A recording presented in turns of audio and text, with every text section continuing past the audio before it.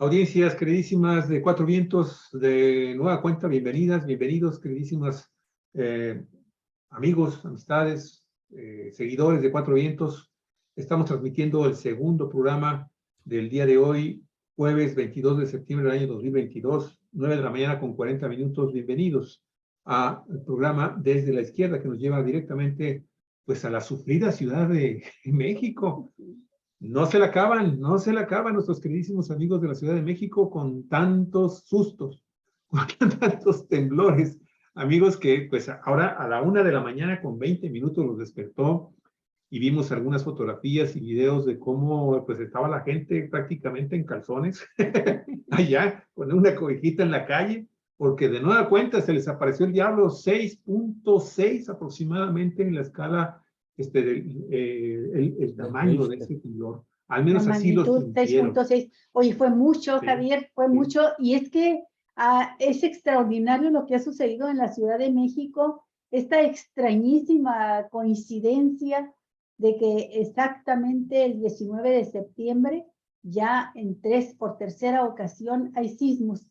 Y bueno, por fortuna, este último sismo no trajo tragedias de mayores desgracias.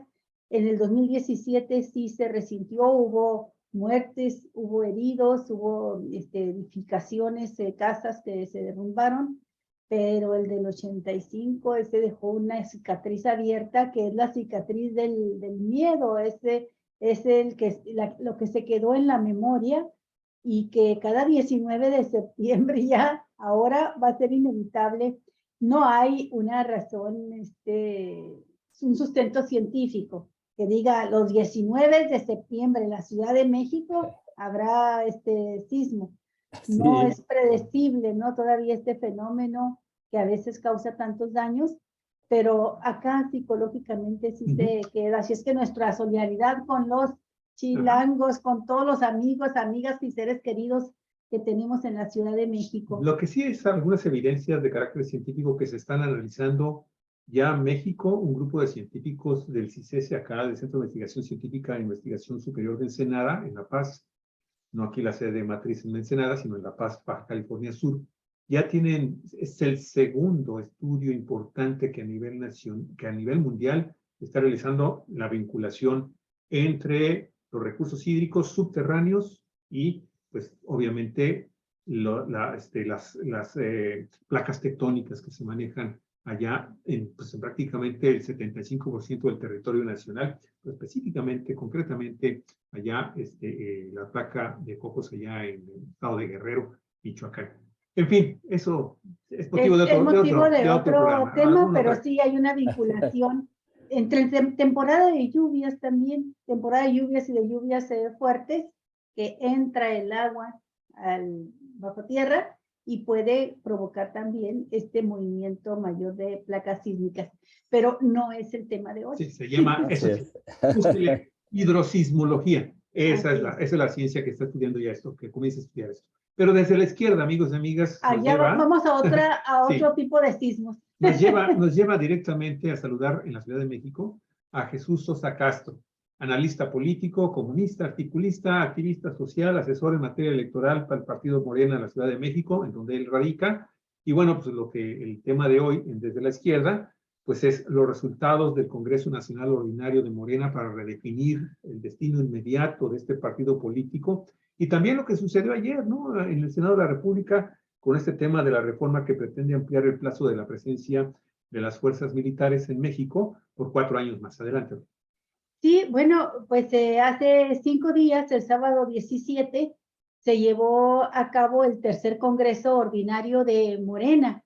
Después de muchas dificultades para poderlo realizar, se atravesó la pandemia, se atravesaron las pugnas internas, se judicializó todo lo que se estaba haciendo, la época de Jacob al frente de la dirección del partido, se llevó a una confrontación extrema que permitió, ¿verdad?, la entrada del Tribunal Electoral, y a través del Tribunal Electoral la realización de algo que inédito en la historia del país, que el instituto, el órgano electoral, organizara la elección del presidente y la secretaria general de un partido, como en este caso el de Morena, que además es el partido gobernante, y que lo hiciera en una encuesta, mediante encuestas abiertas a la población. Y así es como Mario Delgado ha llegado a la presidencia y Citlali Hernández a la Secretaría General en un proceso que a nadie dejó conforme, quizá ellos dos sí, pero que dejó muy molesto a Morena, y que bueno, fue el precio que tuvo que pagar por no ponerse de acuerdo, por no poder aplicar sus normas, y también por los factores fuera de su alcance, que como fue la pandemia, que no le permitieron reunirse para efectuar sus congresos. Pero ahora que sí pudo reunirse, el sábado 17, estaba convocado para 2 días, y en un día desahogó toda.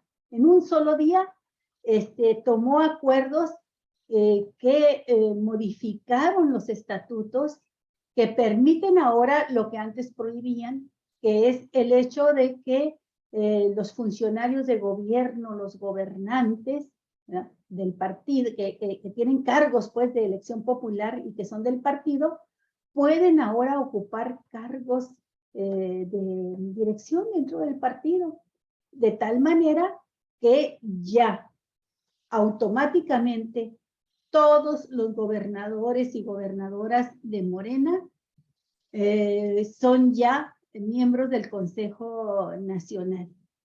Y uno de los gobernadores, el de Sonora, Alfonso Durazo, es el presidente del Consejo Nacional de Morena. El Consejo Nacional de Morena es la máxima autoridad después del Congreso Nacional. Y luego sigue el Comité Ejecutivo Nacional como un comité ejecutivo que obedece los lineamientos que establece el Consejo Nacional.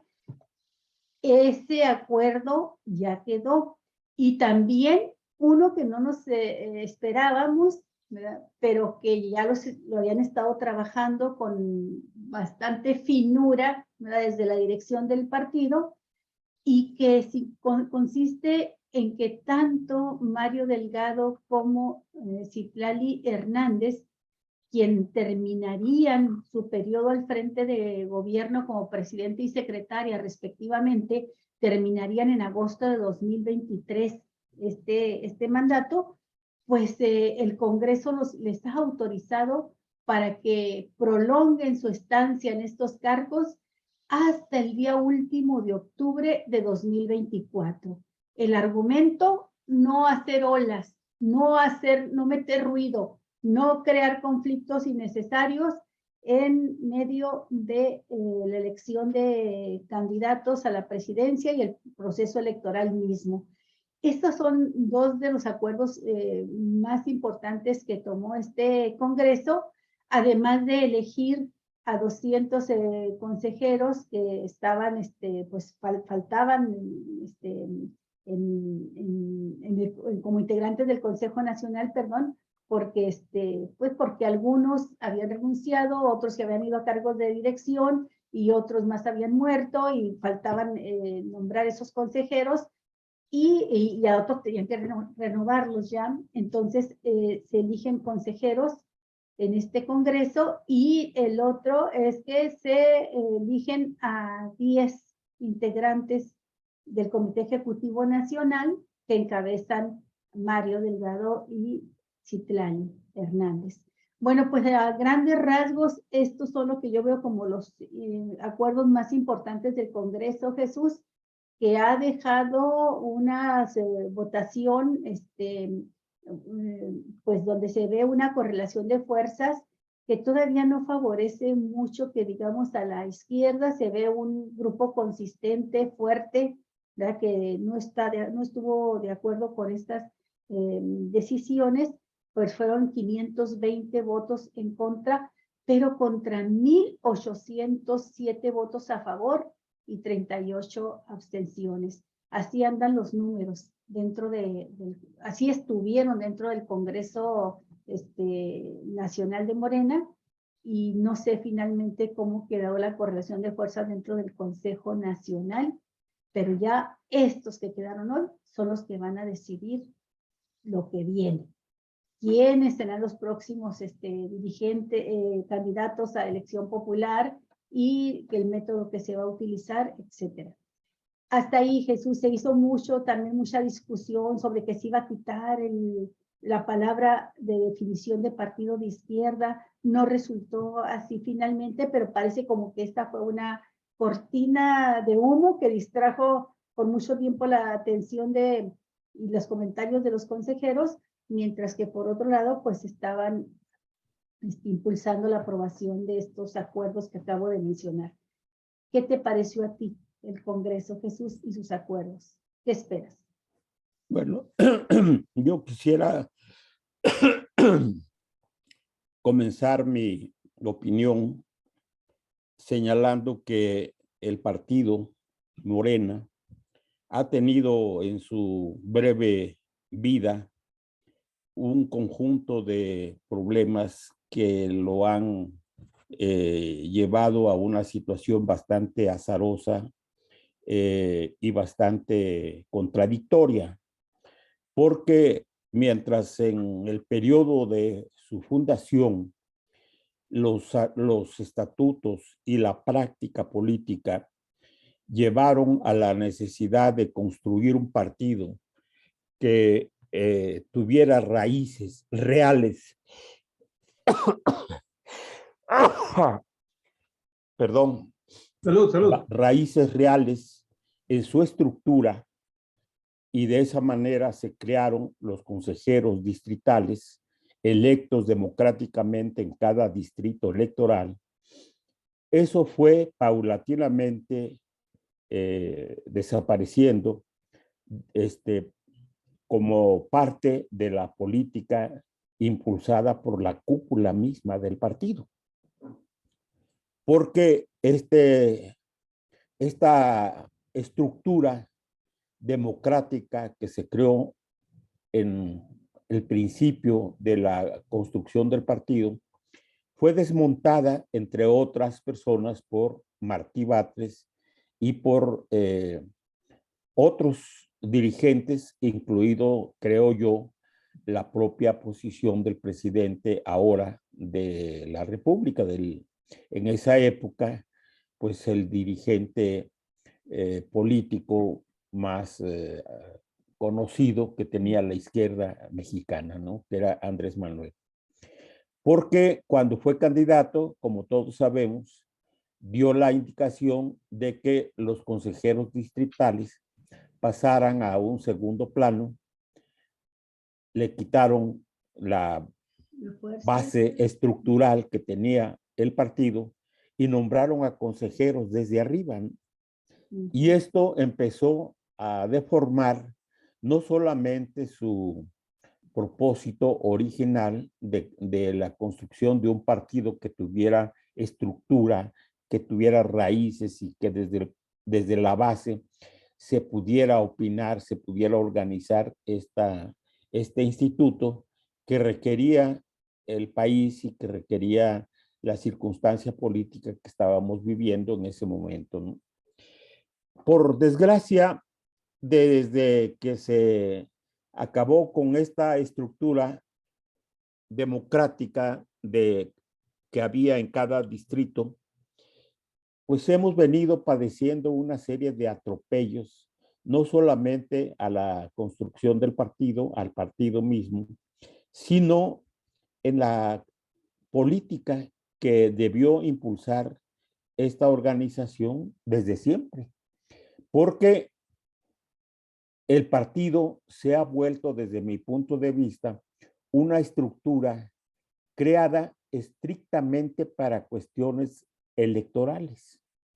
Y no es un partido que esté atento a la formulación de políticas públicas en las cuales el pueblo pueda expresar de manera oportuna, de manera real, pues todas sus demandas y todas sus posiciones respecto de lo que para él, para el pueblo, significa el proyecto de la Cuarta Transformación. No hay esa liga entre partido y sociedad, entre partido y militancia, ¿no? Esta es una grave situación que hemos estado viviendo, pues en los últimos 5 años, por lo menos, del partido, ¿no? Y esta situación, pues, creció, a mi juicio, con la convocatoria que se hizo por parte de la actual de la dirigencia encabezada por Mario Delgado y por Citlali Hernández, esta convocatoria que se hizo el día 30 y 31 de julio para que la gente que estuviera en condiciones de adherirse a Morena, de firmar su adhesión a este partido, pudieran hacerlo en asambleas públicas que, desde mi punto de vista, reflejaron dos cuestiones fundamentales, ¿no? Primero, evidentemente, fueron asambleas multitudinarias que no se sabe bien a bien cómo se organizaron, cómo se convocaron y cómo llegó la gente a estas asambleas. Pero fueron asambleas masivas. Hay compañeros que afirman que hubo de por medio compra de votos, presiones de distinta naturaleza, acarreo, entrega de despensas, es decir, las mismas prácticas políticas del priismo de los últimos años, ¿no? De las últimas décadas. Haya ocurrido esto o no, yo creo que sí hubo esos casos.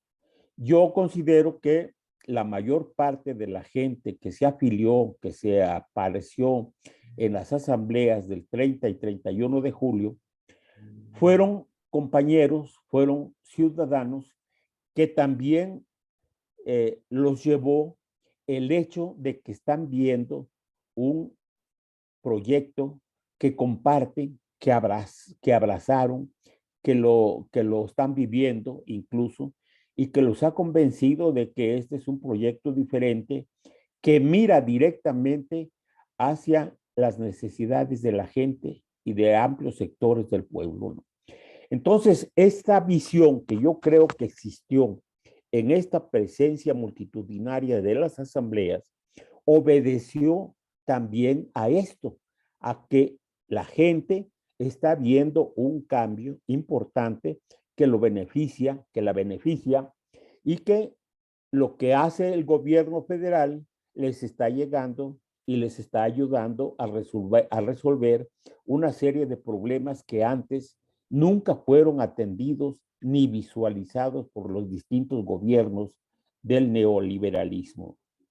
Entonces, ese es un elemento que cuenta para mi modo de ver. Pero también hay un hecho real que no se puede ocultar. Hubo varias asambleas que fueron, pues, artificialmente montadas, que hubo muchas presiones, que hubo eso que critican compañeros que se han agrupado en esta conferencia o cómo se llama, convención morenista, que encabeza, entre otros, John Ackerman. Y esta expresión, no sin razón, pues ha señalado una serie de hechos de irregularidades que se presentaron durante las asambleas del 30 y 31 de julio. Y este grupo, esta corriente, exigía que se resolvieran estas irregularidades antes de pasar al siguiente paso, que era la realización del Congreso, del tercer Congreso ordinario del partido. Y esto, hasta donde yo sé, no se hizo de manera correcta. En algunos casos se hicieron algunas asambleas de las irregularidades señaladas, se convocaron algunas asambleas en días hábiles, a horas inconvenientes, llegaron gente llevada, presionada, allí sí, y cubrieron de manera camuflada, de manera irregular, el expediente, pero en otros casos ni siquiera se convocaron a las asambleas y estas irregularidades no abonan a un Congreso con todas las disposiciones legales y legitimidad que se requiere para que el partido realmente saliera de una crisis que evidentemente estábamos viviendo, ¿no? Entonces, con estos antecedentes, se convoca al Congreso Nacional. Y este Congreso Nacional, debo decirles que desde mi punto de vista, se hizo de una manera completamente callada, ¿no? No se dio a conocer públicamente la convocatoria para el Congreso.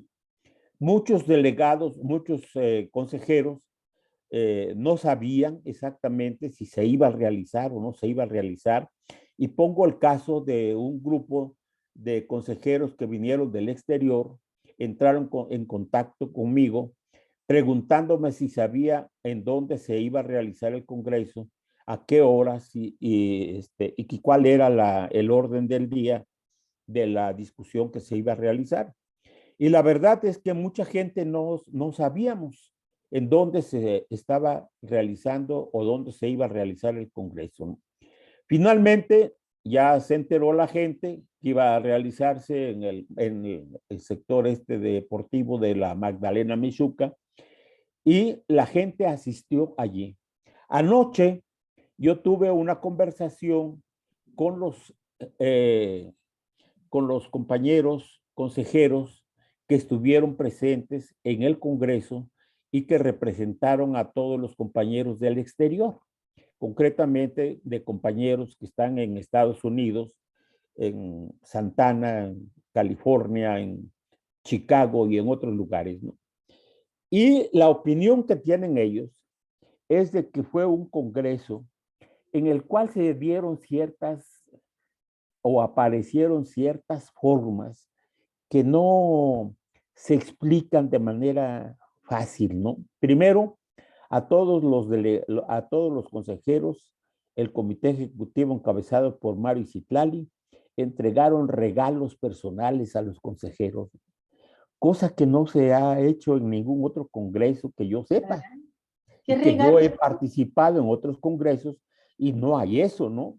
Lo que hay es que en ese espacio donde se realiza el congreso respectivo, pues se dan algunos apoyos para que la gente pueda desayunar, si es que se hospedó o llegó directamente allí, reparten tamales, atoles, comida, etcétera, etcétera.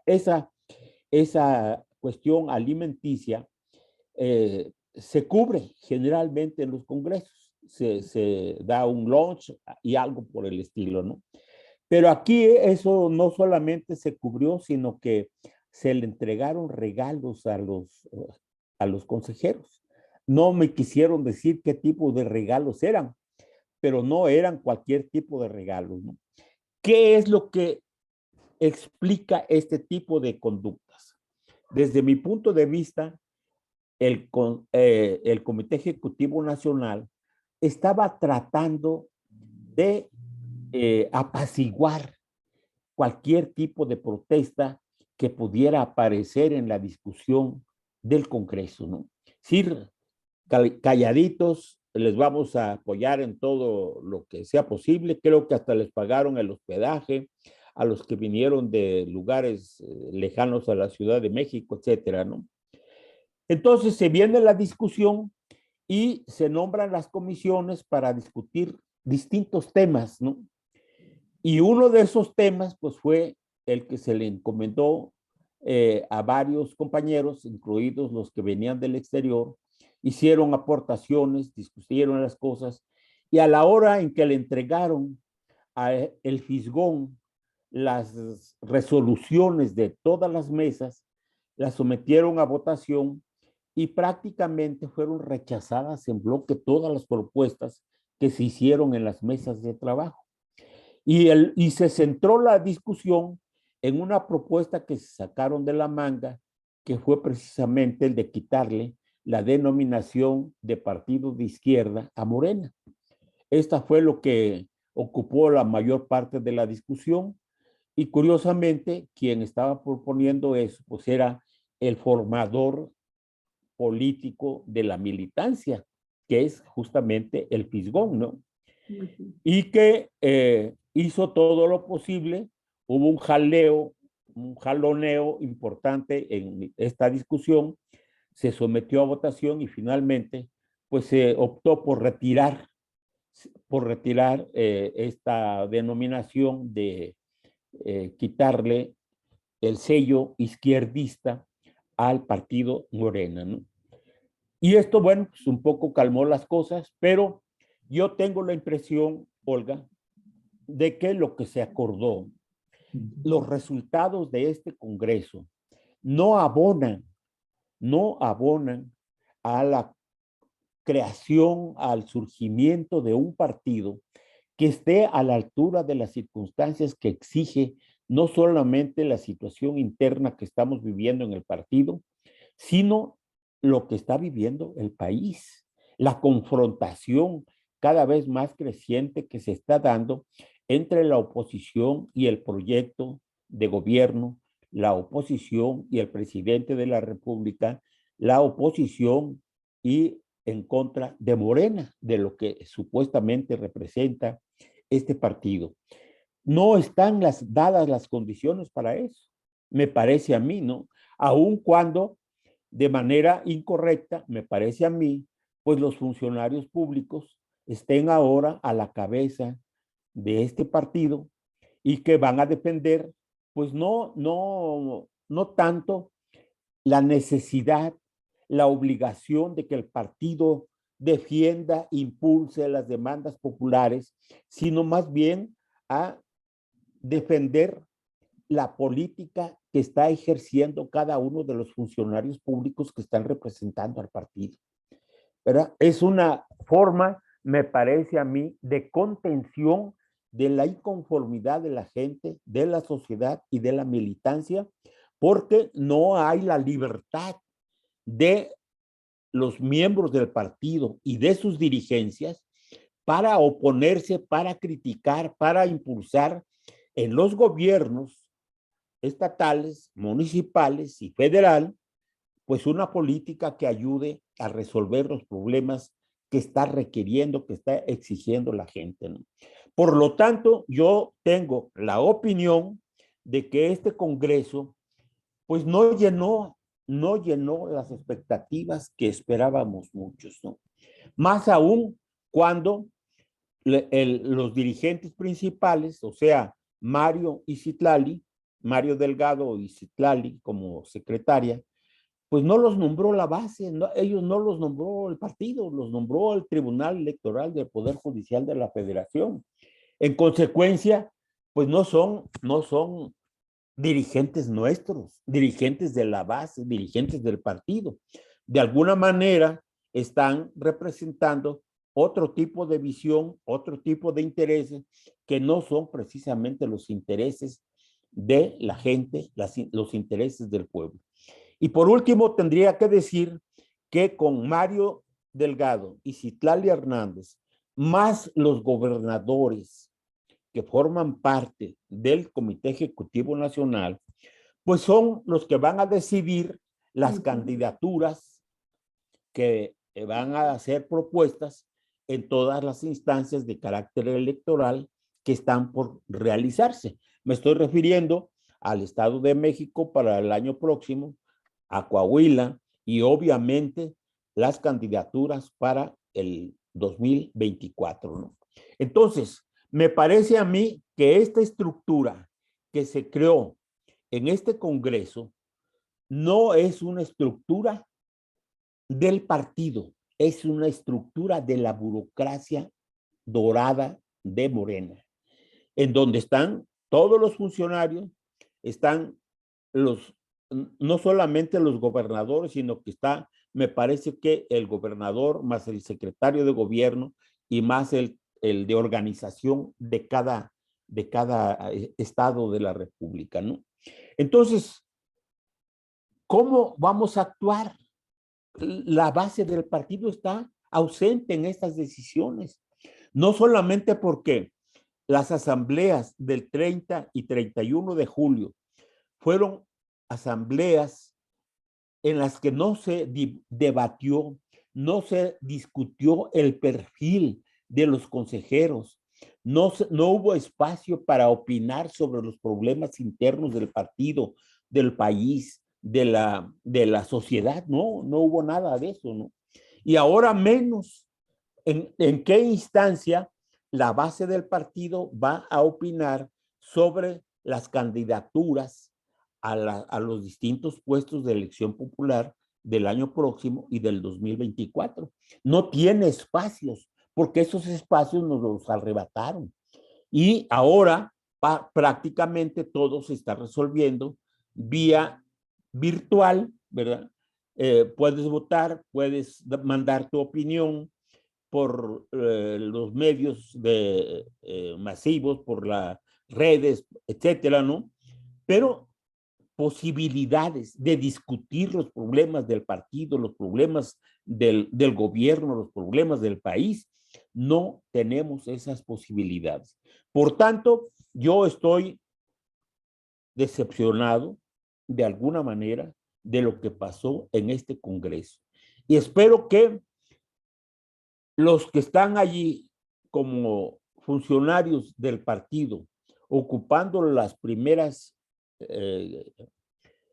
carteras, digamos, el presidente del consejo, que es este compañero gobernador de Sonora, Alfonso Durazo. Alfonso Durazo, está Andrea Chávez, una joven diputada por Ciudad Juárez. Ajá, por Ciudad Juárez. Está dos que tres compañeros que me parece que podrían jugar un papel importante en la dirección del partido, pero están a ver si los conocen. Mira, bueno, está Mario Delgado, presidente, Citlali, secretaria general, Alejandro Peña, secretario de organización. Sí, Alejandro Peña, pues era un funcionario de estos que impusieron para, ¿cómo le llaman a estos que son los representantes del gobierno federal en las instancias correspondientes, ¿no? En los estados y demás. Un superdelegado. Un superdelegado, era un superdelegado, ¿no? Y él, pues, conoce y manipuló parte de los resultados habidos en el Congreso, ¿no? Y bueno, es el secretario, me parece, de organización. De organización. Y luego está Andrea Chávez, ella es secretaria de comunicación, es una diputada joven que ha hecho un buen trabajo, me parece a mí, como legisladora. Así y es. ha resultado muy buena comunicadora. Así es. Y cuando yo expresé que qué bueno que quedó ella porque me inspira esa confianza, otro colaborador aquí de Cuatro Vientos, el maestro Daniel Solorio, abogado, dijo, sí, dice, qué bueno, pero lo mismo pudo haber quedado otra persona, buena comunicadora, que no tuviera ya un cargo de representación popular. Así es. Me mató ahí el gallo, ¿verdad? Y luego queda también Javier Caviedes, secretario de Finanzas. ¿Le conoces? Yo no lo conozco, no sé. La mayor parte de los integrantes de este congreso, de este consejo, no los conozco, ¿no? Esa es la otra cuestión. Así es. Adriana Grajales, secretaria de Mujeres. Tampoco la conozco. Alejandro Porras Marín, secretario de Jóvenes. Tampoco. Almendra Negrete, secretaria de Diversidad Sexual.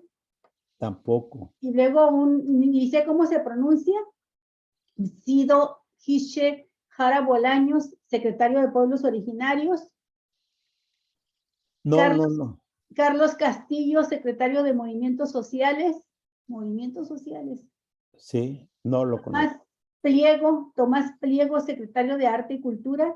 Ese lo conozco al derecho y al revés. Es una persona que fue nominado, impuesto, mejor dicho, como dirigente del partido en Guanajuato. Yo lo conocí en Guanajuato, en la construcción del partido allí, y él jugó un papel no solamente priista, negativo, ¿no? Sino que le dio alas al PAN, básicamente, en contra de los compañeros fundadores del partido en Guanajuato. De allí lo sacaron y se fue como ¿cómo se llama? Subjefe o subdirector de seguridad pública en el gobierno de Claudia Sheinbaum, y después lo nominaron como responsable del partido aquí en la Ciudad de México, no la hizo, y ahora es Arte y secretario cultura. de Arte y Cultura. Yo no... No le encuentro la relación con hijo, el arte y la cultura, pero ahí está, en lo que tú dices no le encuentro esa relación. Nayeli Pedraza, secretaria de Mexicanos en Exterior. Este es el nuevo Comité Ejecutivo Nacional. Mira, esta señora, Nayeli Pedraza, viene del PRD y no vive en el exterior. Esa es la queja que hacen los compañeros del exterior.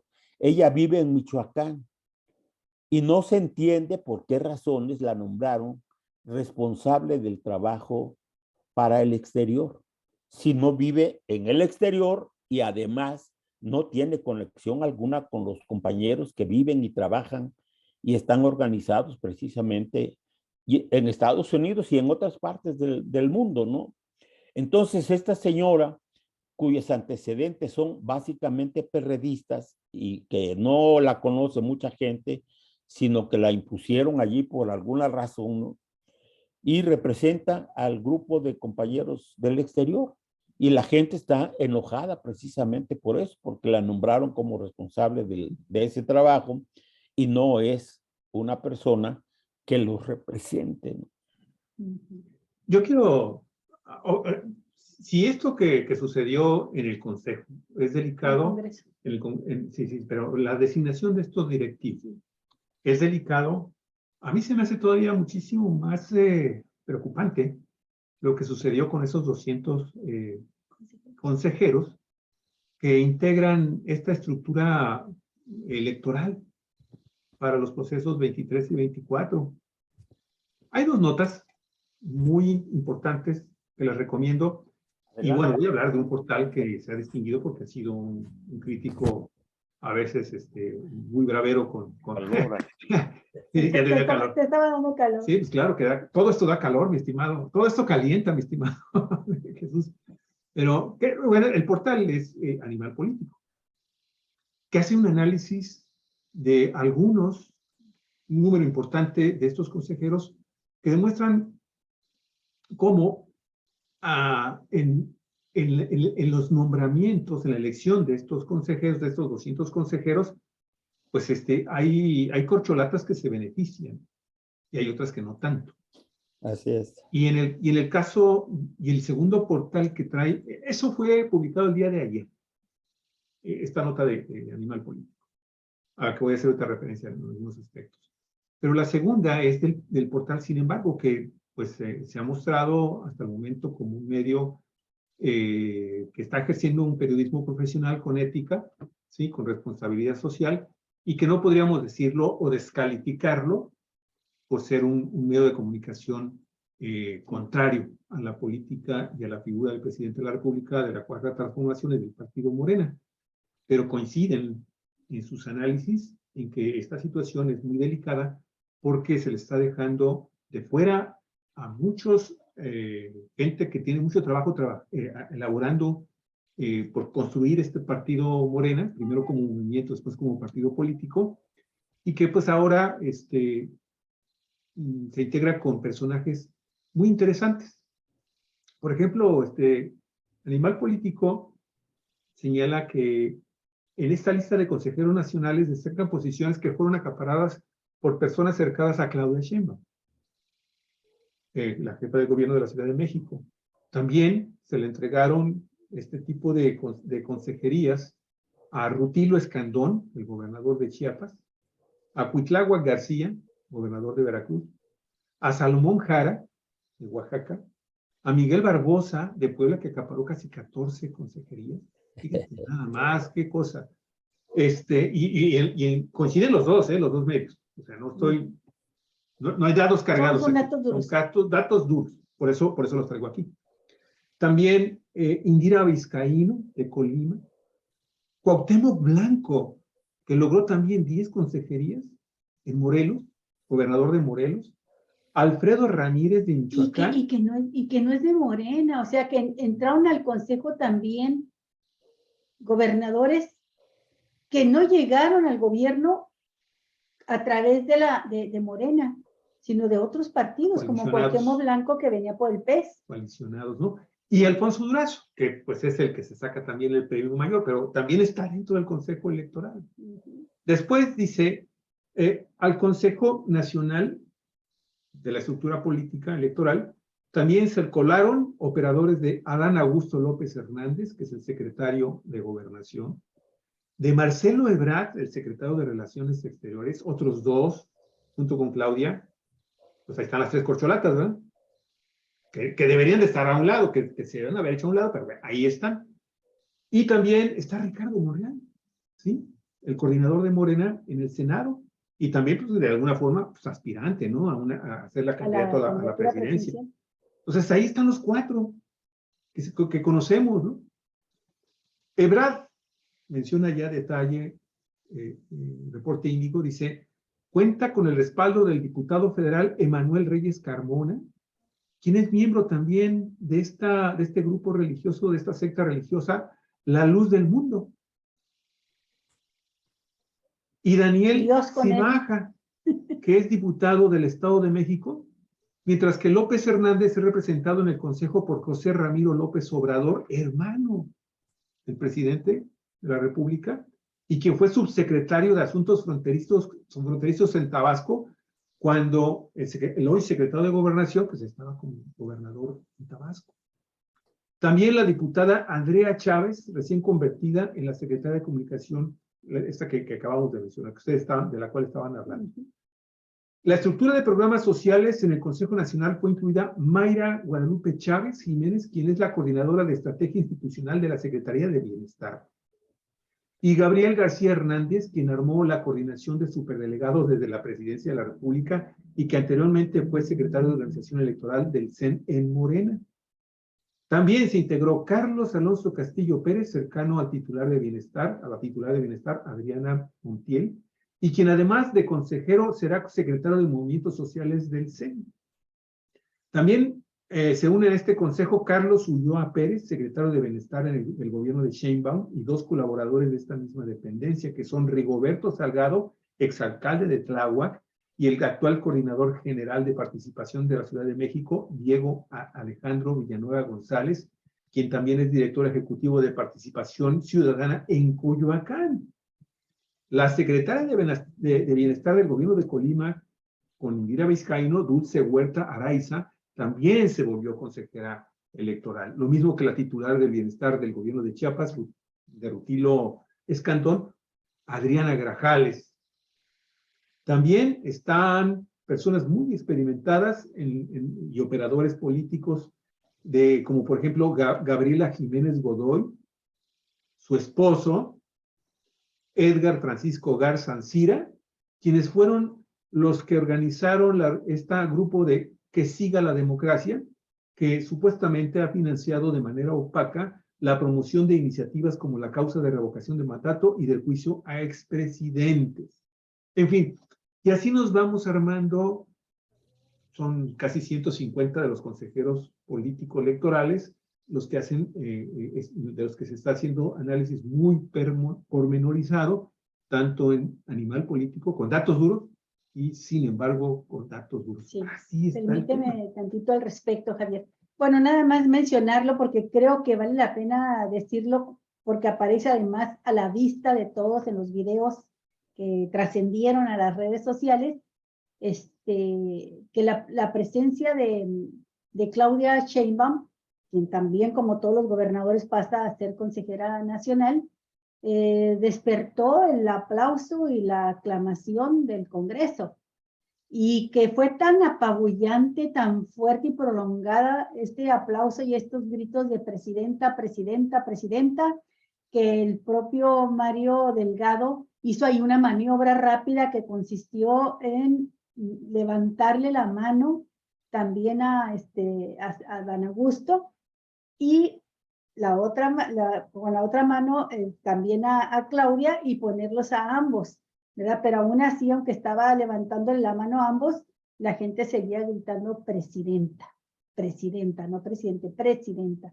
Creo que eso es importante mencionarlo porque coincide con las encuestas que se han dado a conocer en el sentido de que adentro de Morena, Claudia Sheinbaum se lleva de calle, ¿verdad?, las simpatías de los morenistas como posible candidata presidencial, y fuera de Morena con un porcentaje no tan grande, pero también aparece por encima de los demás aspirantes. Ebrard no estuvo en este congreso. Hay que recordar que tenía tareas que cumplir propias de su cargo como secretario de Relaciones Exteriores, y de Ricardo Monreal no lo vimos ahí, al menos no lo vimos en el presidium.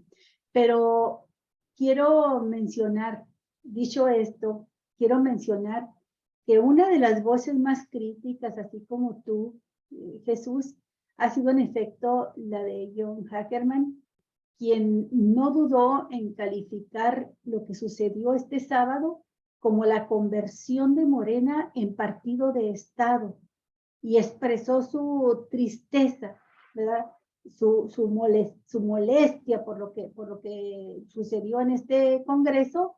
Pero el día de ayer, y a nombre de la convención, de estas reuniones que se hicieron desde la base y de la que él ha estado apareciendo como vocero, dijo: pésele a quien le pese, les guste o no, vamos a permanecer en Morena. O sea, no, de todo esto no surge una decisión, no hay una división. Hay molestia, hay coraje, hay crítica, pero hay a la vez la convicción de que el partido debe de salir unido, ¿verdad?, hacia las grandes peleas que vienen ahorita en el 2023 por el Estado de México y Coahuila, y en el 2024 por la continuidad del proyecto. O sea, a pesar de todas las críticas, en todos los morenistas hay algo que los une, y es el hecho de que no se vaya a reposicionar el PAN y el PRI, ¿verdad?, en su coalición dentro en el gobierno, que continúen estos gobiernos de Morena. Algunos lo harán convencidos de que ahí tienen su futuro personalísimo, su interés personalísimo de hacer una carrera política dentro de la función pública, y otros convencidísimos de que es necesario impulsar la cuarta transformación que requiere el país, pero no hay escisión, pues. Eso me parece que es importante subrayar, que todos dicen a seguir dando la pelea dentro de Morena y salir unidos a la contienda. ¿Qué piensas de eso, Jesús? Completamente de acuerdo, Olga, ¿no? Yo creo que el planteamiento que hace John Ackerman a nombre de la Convención Nacional Morenista es correcta, ¿no?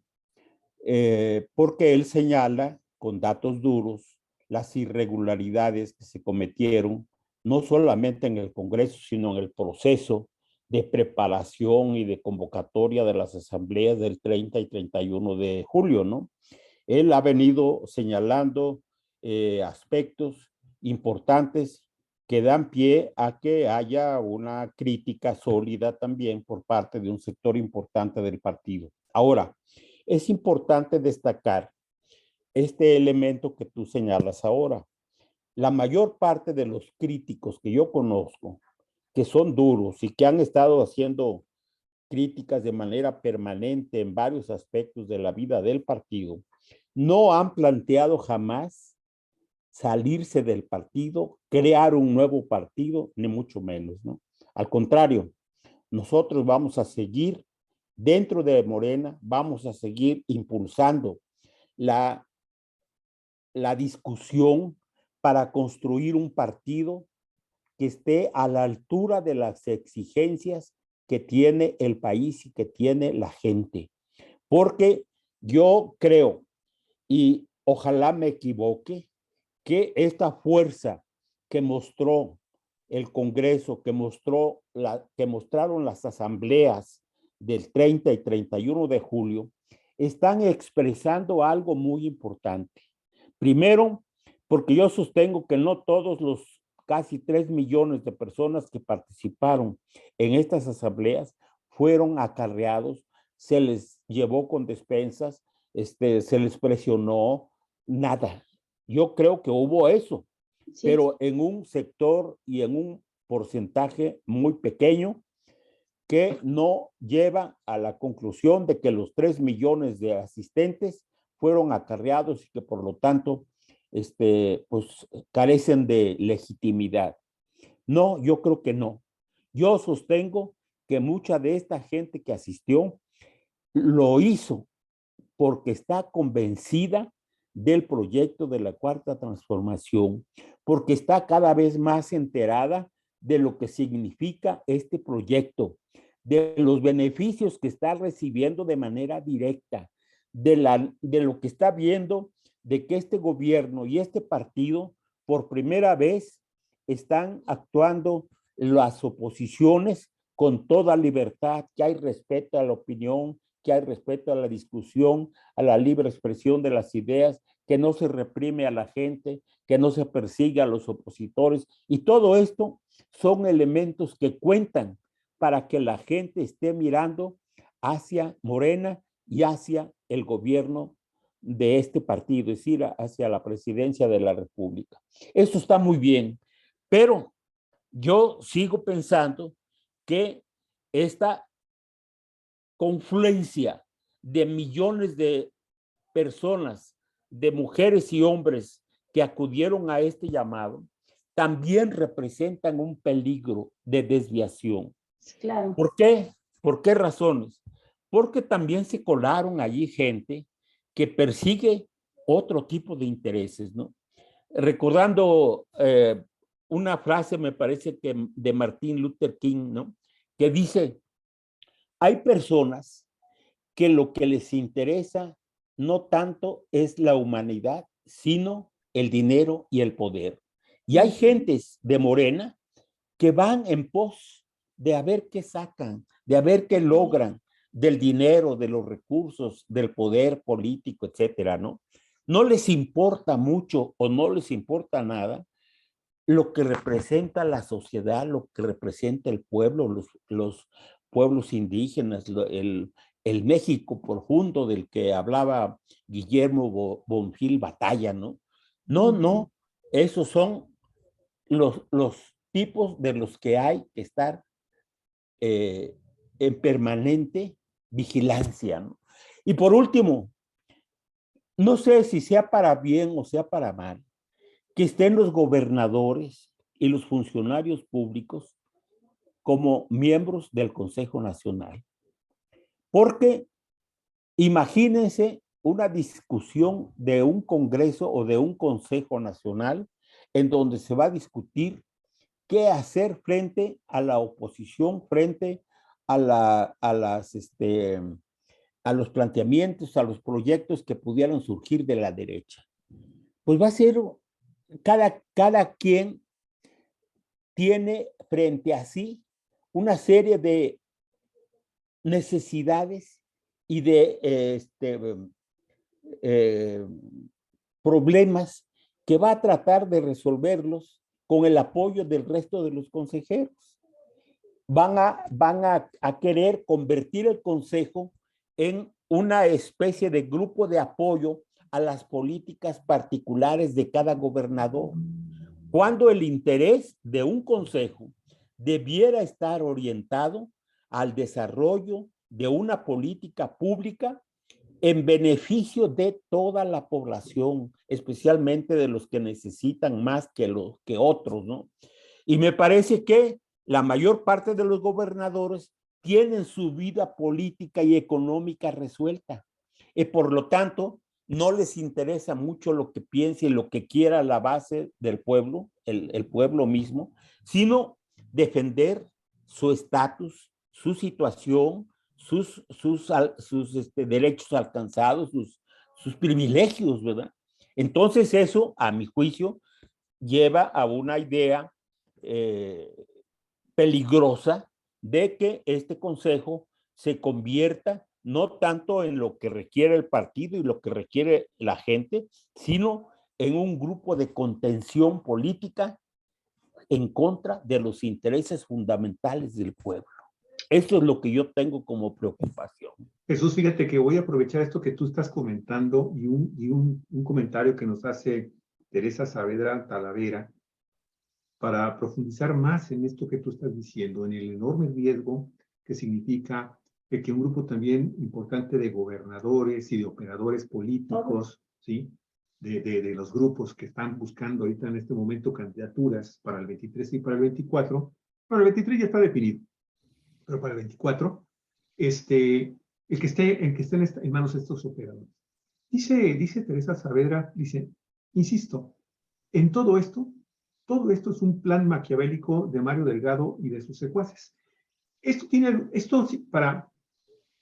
Para mí tiene un significado especial si lo llegamos a personalizar en algunos personajes que han llegado a ser jefes de ejecutivos en diversos estados de la República y que de alguna forma llegaron gracias a encuestas que validó y realizó el actual Consejo Directivo Nacional de Morena, ¿sí?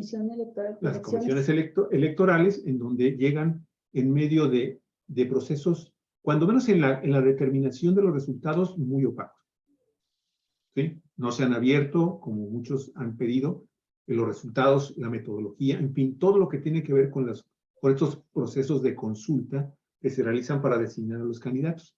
Hace unos días estaba yo sin nada que hacer acá en mi cuchitril, y estaba escuchando un programa de Olga que le estaban haciendo una entrevista a Mario Delgado y a Citlali sobre este tema de los resultados del Congreso, y a mí me llamó mucho la atención cuando se refirió Mario Delgado a la forma en cómo fue seleccionada, por ejemplo, la hoy gobernadora de Baja California, Marina del Pilar Ávila, Escobeda, Olmeda, perdón, que llega en una carrera meteórica de ser prácticamente nada. Esto lo quiero significar, que queda así bien claro. Nada en la trayectoria, ninguna trayectoria política, ¿sí? En ningún Electoral, partido. Y que de repente en el 2017 surge su figura, llega primero a una diputación, llega a la alcaldía y de ahí brinca directamente a la gobernatura, sin que en realidad la gente que ha peleado por la izquierda y por el progresismo en Baja California tuviera un antecedente mínimo de él. A eso me refiero, cuidado, para evitar cualquier tipo de situación que no va, malinterpretación. Porque supuestamente, según Mario, el gran mérito, o al menos fue lo que contestó, para decir que sí es gente de izquierda, sí, es que estuvo entregando de mano en mano el periódico Regeneración. Mira nada más tú, qué bonita trayectoria filosófica. Pero eso lo presumen muchos, Javier. O sea, Sí. Hay muchos y muchas que han llegado a cargos de elección, perdón, y lo que tienen en sus currículums no es otra cosa más que aparecer quizá más en selfies que en la calle real, entregando regeneración casa por casa, según esto, ¿no? Es todo lo que tenían en su Así es, así Entonces, dejar en manos, mi estimado Jesús, en manos el proceso electoral, en este caso el 24, en manos de cierto tipo de gobernadores que la verdad dejarían mucho que desear, es también, de alguna forma, como tú bien lo acabas de mencionar, dejar en sus manos el destino político, ¿sí?, de esos estados en poder ahora de Morena, ¿sí? Y que muchas veces, como tú también lo acabas de mencionar, no tiene nada que ver con las necesidades del pueblo, sino que obedecen a grupos muy bien armados, en el caso de Baja California, primero con Bonilla, del PRI, y ahora con el PAN, ¿sí? Y esto, mi estimado Jesús, es consolidar estos cacicazgos regionales, estatales, ¿sí?, que le impiden a la ciudadanía avanzar en sus procesos democráticos para seleccionar y llevar a gobierno a gente que realmente los represente y los entienda y no nada más salga haciendo corazoncitos acá, ¿verdad? Y diciendo que voy con el corazón por delante. Y bueno, pues ya ayer citábamos una serie de problemas de carácter social que tienen muchos años, que se han estado denunciando y que últimamente, los últimos 2, han crecido en intensidad estos movimientos de inconformidad y que pues el actual gobierno de Baja Ni California, siquiera los escucha. emanados de Morena, ¿sí? Ahí los deja. Entonces, eso es lo delicado, mi estimado Jesús, que en el 24, estos cacicazgos estatales y regionales se van a consolidar con personajes que van a decidir finalmente, ya dijeron que van por la encuesta. Y vamos a ver quiénes son los que salen resultados triunfadores de esas encuestas. Y me adelanto, mi estimado, si no, me quema la lengua ustedes. Vamos a ver cómo se consolidan esos cacicazgos estatales. Y acuérdense que no estamos hablando de 2 gobernadores, 3 gobernadoras, 4 gobernadores de Morena en el estado. Estamos hablando de 21 gobernadores, más los que se sumen posiblemente en el 23. Ahí Bueno, yo voy a lo siguiente, Jesús, para hacerte el planteamiento así de directo. Hay un cambio de 180 grados en el concepto original de Morena, en los discursos constantes de López Obrador, en cuando dice, no puede el gobernante meterse en los procesos electorales, no debe de hacerlo. Está incluso sancionado, lo voy a sancionar. Pero ahora resulta que son los gobernantes quienes legalmente hasta conforman este órgano de elecciones que va a dirigir el proceso de elección de los próximos candidatos, porque no se trata nada más del presidencial. 2024 está en juego prácticamente todo, ¿verdad? Las gubernaturas, presidencia de la República, diputaciones, senadurías, es una cantidad enorme de cargos de elección popular los que están en juego, y junto con los cargos de elección, por supuesto, cómo se van a conformar los gabinetes y equipos de gobierno de todos los que salgan electos. Es decir, el poder político en manos de quién a partir de 2024. Todo, va a ser todo. Y quienes conformarán esta comisión electoral en el Consejo, pues es el poder político actual. Entonces, es muy importante mencionar esto. Tiene razón John cuando dice se ha convertido en un partido de Estado y son 180 grados de diferencia al partido que fundó y los estatutos que se aprobaron cuando fundó el partido Andrés Manuel López Obrador. Estamos hablando nada más ni nada menos que de esto. Segundo, me interesa este aspecto de los convencionistas. Los convencionistas son el grupo nada despreciable que aparece como vocero John Hackerman, pero que lograron reunir a la base y algunos liderazgos, algunas personalidades de Morena importantes para buscarle un rumbo a Morena. Y si nos vamos a lo que plantearon en aquella convención que se realizó, me parece en noviembre, en antepasado en el Monumento a la Revolución, vamos a encontrar una definición de partido totalmente diferente a lo que acordó hoy el Congreso. Entonces, aquí viene lo importante, dice Hackerman, pero no se hagan ilusiones, no nos vamos a salir, vamos a dar la pelea. Y hay una frase que me interesa, y te lo planteo así, que dice John, tenemos que romper, después de decir que se creó un partido de Estado, dice, tenemos que romper con esta vieja cultura política de que la unidad implica la obediencia ciega al líder, en este caso a la dirección o al líder de Morena.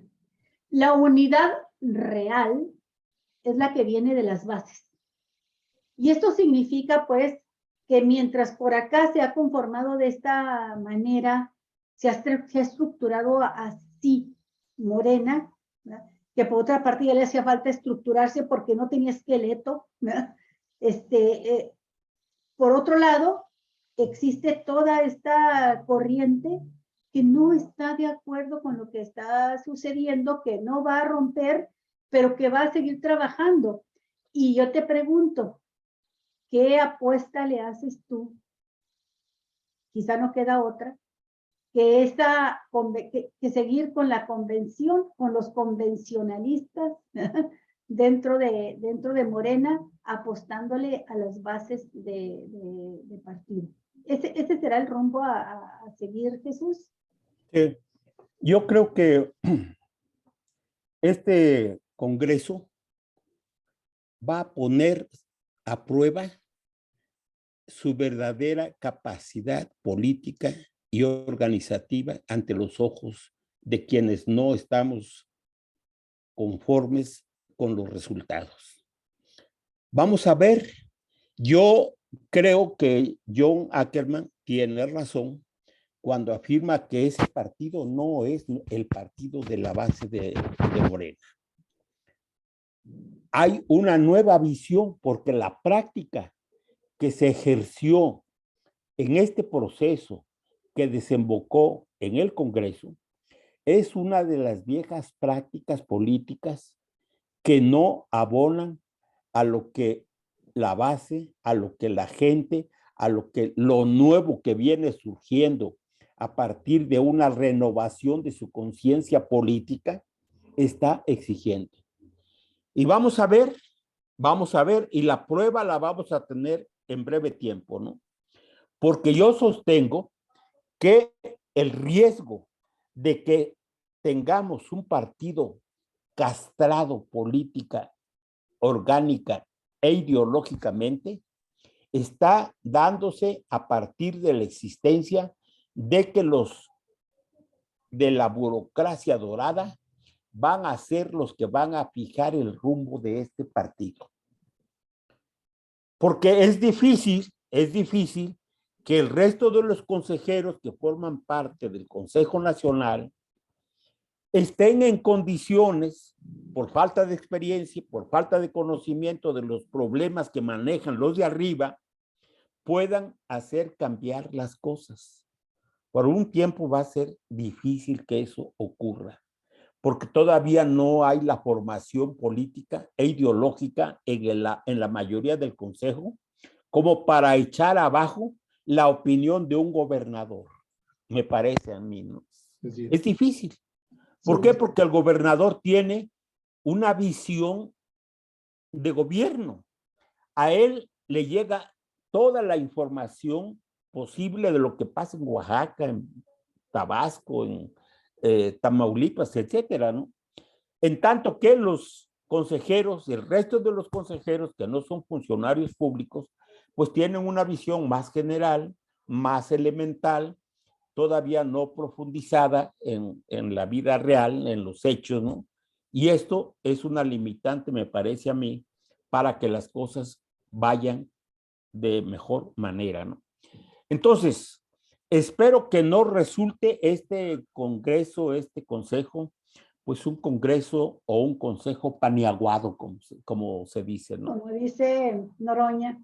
Como dice Noroña, ¿no? Sí. Sino que realmente haga el esfuerzo por recuperar la autoridad política, ideológica y organizativa que ha perdido Morena hasta este momento. Yo espero eso, ¿no? De no ser así, el riesgo de que esta masa de militantes poco a poco vaya decepcionándose y vaya desertando y vaya influyendo en el ánimo político del resto de la gente. Claro. Porque los ojos están puestos sobre Morena porque esperan de Morena muchas cosas, entre otras que profundice el proyecto de transformación, que democratice su vida interna, que tome en cuenta la opinión de la gente, que haya espacios donde se puedan discutir y dirimir los problemas, ¿no? Porque de otra manera, pues la militancia está espectadora nada más. Ya. No podemos opinar, no tenemos espacios donde discutir los problemas. Todo se ha remontado a las alturas, a la burocracia, a los mandos. Al Olimpo. Oye, Jesús, pero y en este caso todavía es más patético y es más preocupante porque está muy cercano lo que sucedió con el Partido de la Revolución Democrática. El Partido de la Revolución Democrática, tú lo sabes, también surge de un movimiento muy importante de los ciudadanos, ¿sí? Y de la izquierda, en la cual también se sumaron gente del Partido de Revolución Institucional, los famosos nacionalistas revolucionarios, y que terminó precisamente en actitudes vergonzosas como las que comienzan a suceder ahora al interior de la vida interna del Partido Morena. Y aquí el asunto es que esta es una llamada muy importante, es una llamada de atención muy importante, quizás la tercera ya, que gentes que pertenecen a la izquierda, aquí me estoy refiriendo porque cualquier hora se pinta, cualquier mujer y cualquier hombre se pintan aquí el hoz y el martillo y ya lo andan presumiendo diciéndose que ya son comunistas. Aquí hay casos patéticos también de personajes que han asumido esa actitud para demostrar que son comunistas. Pero además han incurrido en cosas gravísimas como la usurpación de la identidad indígena, como aprobarle a Bonilla todos los bonillazos que se aventó y que todos eran anticonstitucionales y aparecían besándose de mejillita y besándose las manos y ahora traen pintado aquí la olla y el martillo. Pero mira, para los auténticos comunistas, para los auténticos socialistas, para los auténticos humanistas, para los auténticos progresistas, y si hay algún anarquista que por ahí también forme parte de Morena en este momento, es una situación en que deben de hacer una reflexión muy profunda de que el plan del sector gobernante, de la directiva gobernante de Morena, ¿sí? Estaba muy bien definido desde meses atrás, ¿sí? Para crear esta descafeinización ideológica del partido Morena, ¿sí? Para eliminar de sus documentos fundacionales, sus documentos básicos, el concepto de que es un partido de izquierda. No les dio frutos esta intentona por este descafeinamiento de su ideología como partido y como movimiento de una inmensa mayoría de los mexicanos, porque asumir también una decisión de esa naturaleza, mi estimado Jesús, Olga, significaba darle una bofetada en el rostro al presidente de la República, Andrés Manuel López Obrador, cuando hace todavía que 6 meses, 7 meses atrás dijo, señores, nos debemos de anclar en la izquierda. Y ese mensaje, yo creo que pesó en el ánimo incluso de Citlali, no recuerdo su apellido, Fernández, que fue también de las que participó en este intenso debate que se dio a raíz de que se hace esta propuesta para descafeinar a Morena y llevarlo nada más con el término de la famosa democracia, el concepto de la democracia que sabemos que se ponen y se quitan el concepto conforme a sus propios intereses. Entonces, mi estimado Jesús, dices, no nos vamos a salir, vamos a luchar al interior, pero Jesús, ya es la tercera ocasión en que las dedicatorias de este grupo gobernante, desde J. Va a haber más. Y va a haber más, sí, pero pues hay que organizarse muy a fondo, como vemos que ya hay en el país grupos de verdaderos izquierdistas que están reorganizándose, están cofundando sus partidos para, dentro del Movimiento de Regeneración Nacional, continuar buscando la vía de la izquierda, que de alguna forma todo el mundo coincide en decir que en el caso de las corcholatas, la única que representa esa opción en este momento es Claudia Sheinbaum. Entonces, si en realidad la izquierda quiere acompañar a Claudia Sheinbaum, estimado Jesús, dentro de Morena, forzosamente tiene que ponerse a trabajar muy duro, y lo bueno es que veo que lo están haciendo, ¿sí? Para reorganizarse y en el momento oportuno comenzar a hacer contraataques a esta línea neoliberal, hay que decirlo con todas sus palabras, que está dominando a Morena actualmente en muchos estados de la República y en la misma Dirección Nacional de Morena. Ahí te veo. Olga y Javier, yo tengo necesidad de retirarme un poquito, en unos minutos más. Tengo una tarea que cumplir fuera de casa, pero no quisiera dar por terminada mi opinión, sino abordo un problema que acaba de tocar Javier, que me parece muy importante, ¿no? Primero, cuando se rompe con el PRD por parte del grupo que ahora encabeza Andrés Manuel, bueno, el referente principal desde el punto de vista político y organizativo era precisamente Andrés Manuel, ¿verdad? Y el PRD se quedó sin liderazgos, se quedó con los chuchos que representan lo peorcito de la política, peor de la política en ese partido. Pero ahora no es lo mismo que puede pasar si los de Morena no se ponen las pilas. Porque el presidente ha dicho que él termina su periodo y se va a Palenque, a su rancho, ¿no? ¿Y quiénes son los líderes que están a la vista o que estén a la vista como para darle cuerpo y alma al nuevo partido? Cuando desde ahora se están repartiendo el poder los gobernadores y los líderes intermedios y los que quieren el poder más que otra cosa, ¿no? Entonces nos enfrentamos a un riesgo muy grande por esta situación, porque no es lo mismo un partido con la presencia de un presidente que está llevando la batuta clara y abiertamente en una dirección, a que el nuevo gobernante llegue con una serie de complejidades, con un partido sin ideología, sin organización y sin líderes fuertes, sin conexión con la sociedad y con el pueblo, con la gente, ¿verdad? Porque la lucha se va a dar en otro nivel. El Congreso, el tercer Congreso ordinario que acaba de pasar, fue el campo de batalla de las corcholatas, ¿verdad? Allí llegaron a medir fuerza, ¿verdad? Yo no sé si estuvo Ricardo o no, pero parece ser que la gente no se ocupó de él. Así es. ¿Verdad? La mayor parte de la opinión que campeó ahí en el Congreso fue en torno a Claudia y en torno a Adán Augusto. Porque todos los delegados que traía Cuitlagua García, el de Veracruz, se pronunciaron abiertamente apoyando a Adán Augusto.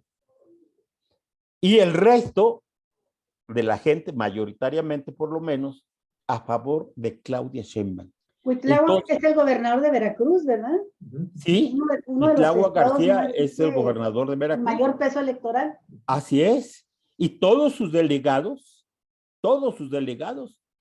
los echó al costal de Adán Augusto, ¿no?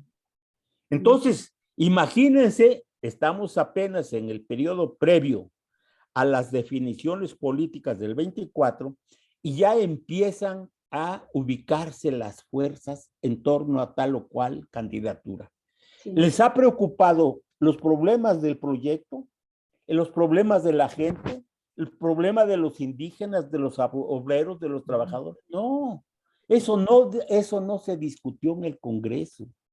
Entonces, por eso me parece a mí que este esfuerzo organizativo que se hizo supuestamente para resolver la cojera de la cual venía padeciendo el partido, no fue resuelta de manera correcta. Claro. Eso es lo que yo sostengo. Y quisiera... Sé que te tienes que ir, pero nada más te quiero decir que entiendo perfectamente la frustración, el coraje, el dolor que todo eso te provoca, porque es toda una vida entregada a la militancia de izquierda. Y si comparas este Congreso Por ejemplo, con los congresos a los que tú participaste y fuiste parte de la direcciones electas democráticamente en el antiguo Partido Comunista Mexicano, y aún cuando no tenía ni siquiera registro ni cargos de elección, bueno, pues hay una diferencia enorme. Se entregaban con meses de anticipación lo que le llamaban las tesis, unos folletitos donde venían todas las propuestas, absolutamente todas las propuestas que se discutirían en el Congreso. Y eso circulaba a nivel de toda la militancia. Se imprimían esos folletos para toda la militancia. Y todos los militantes leían, fueran o no fueran a ir como delegados, leían esas tesis. En sus células. Presentaban sus propuestas, hacían sus análisis, presentaban sus propuestas, elegían a sus delegados o congresistas en cada municipio y en cada estado, y luego se hacían debates de horas y horas y horas de debate. Ahora creo que pusieron 20 oradores insaculados, o sea, por sorteo, por rifa, a ver a quién le tocaba, para que hablaran 2 minutos. Y poco importaba lo que dijeran en 2 minutos, porque aunque todos hubieran dicho lo mismo y la decisión fuera otra, se iba a imponer la otra. Entonces, sí es muy grande la diferencia, Jesús. A veces dicen que los partidos comunistas eran partidos antidemocráticos, pero tú sabes cómo eran los congresos en los partidos. Se discutía de esa manera durante meses antes de que se llegara la fecha del Congreso, y cada delegado llevaba el sentir de las bases militantes, ¿no?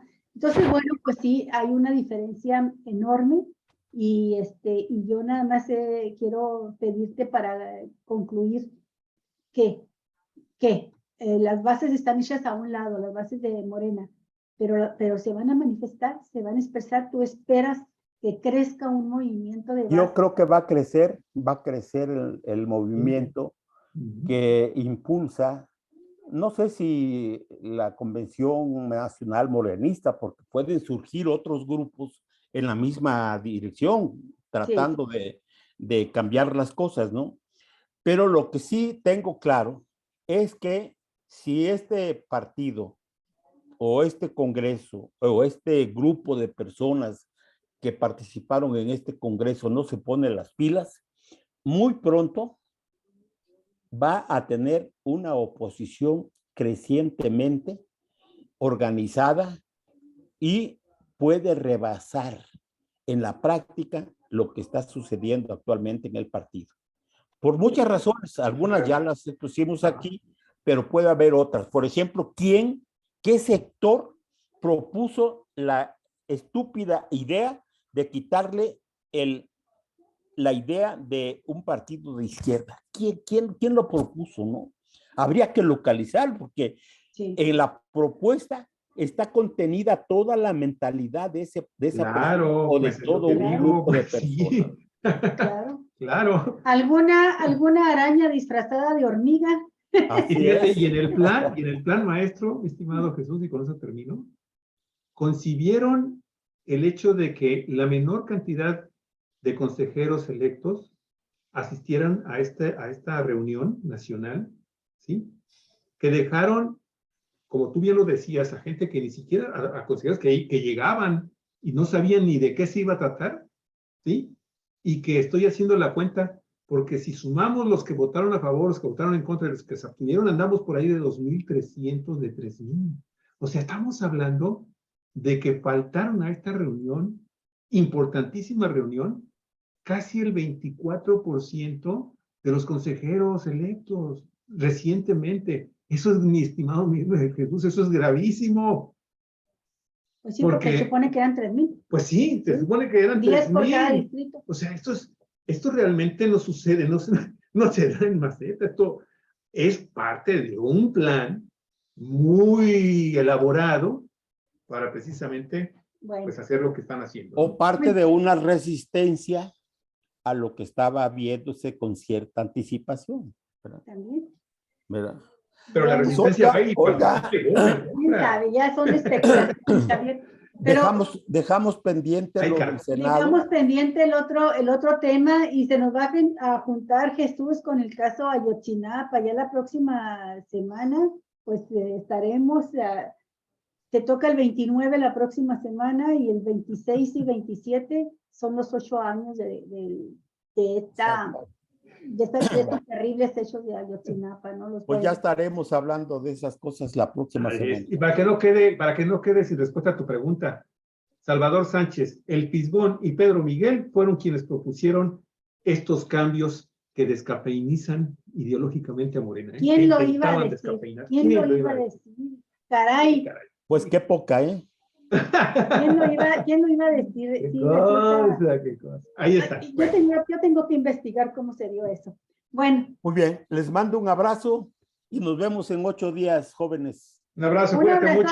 Saludos a tu familia, amigos de Cuatro Vientos, muchísimas gracias. Un abrazo a Chilangolandia. Y igualmente. Los queridísimos chilangos, dicho con la admiración y respeto, ya con la reivindicación les vamos completa. a mandar un camión de bolillos recién hechos para que se curen del susto de los sismos. Vale, gracias. Hasta luego, amigos y amigas. Gracias, muy amables. Sigan bien. Hasta mañana, Terminamos, amigos. Javier. Terminamos. Cuídense mucho. Hasta pronto, amigos. Cuatro Vientos, compartan nuestros programas, apóyenos. Síganme. Gracias. Hasta luego.